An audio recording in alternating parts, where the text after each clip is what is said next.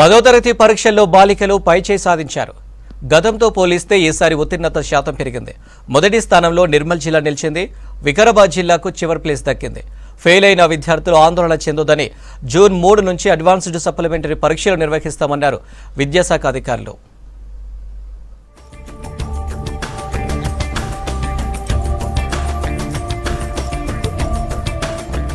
హైదరాబాద్ బషీర్బాగ్ లోని ఎన్సీఈఆర్టీలో 10th ఫలితాలు release చేశారు విద్యాశాఖ ప్రిన్సిపల్ సెక్రటరీ బుర్రా వెంకటేశం. ఈసారి 91.31% మంది విద్యార్థులు ఉత్తీర్ణులయ్యారు. 10వ తరగతి పరీక్షా ఫలితాల్లో ఈసారి కూడా బాలికలే పైచేయి సాధించారు.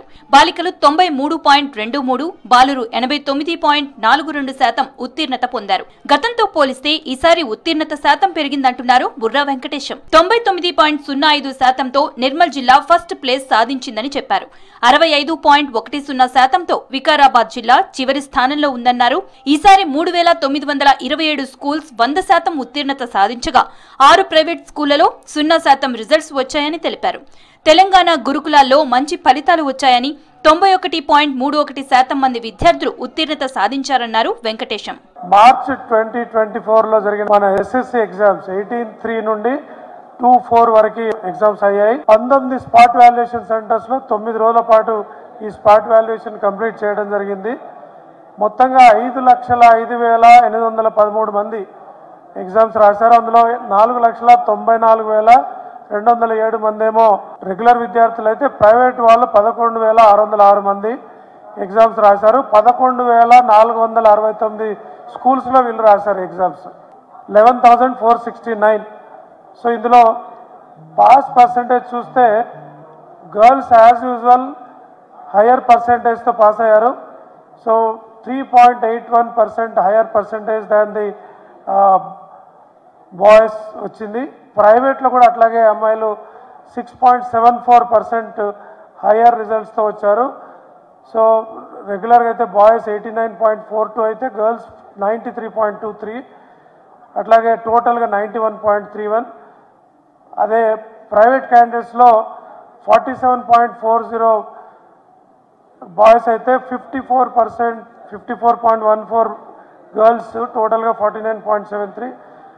మొత్తం జిల్లాల వైజ్ కనుక చూస్తే ఈసారి 3,927 స్కూల్స్ 100% రిజల్ట్ వచ్చాయి, విచ్ ఈస్ గుడ్. 3,927 100% రిజల్ట్స్ వచ్చాయి. 6 స్కూల్స్లో 0 రిజల్ట్స్. ఈ 6 స్కూల్స్ కూడా ప్రైవేట్ స్కూల్సే. పరీక్షల్లో ఫెయిల్ అయిన విద్యార్థులు ఆందోళన చెందాల్సిన అవసరం లేదన్నారు వెంకటేశం. జూన్ 3 నుంచి జూన్ 13వ తేదీ వరకు అడ్వాన్స్డ్ సప్లిమెంటరీ పరీక్షలు నిర్వహిస్తున్నామని చెప్పారు. ఉదయం 9:30 నుంచి మధ్యాహ్నం 12:30 వరకు పరీక్షలు జరుగుతాయన్నారు. మార్కులపై విద్యార్థులకు డౌట్స్ ఉంటే రీవాల్యుయేషన్, రీవెరిఫికేషన్ కోసం 15 రోజుల్లో దరఖాస్తు చేసుకోవాలని సూచించారు వెంకటేశం.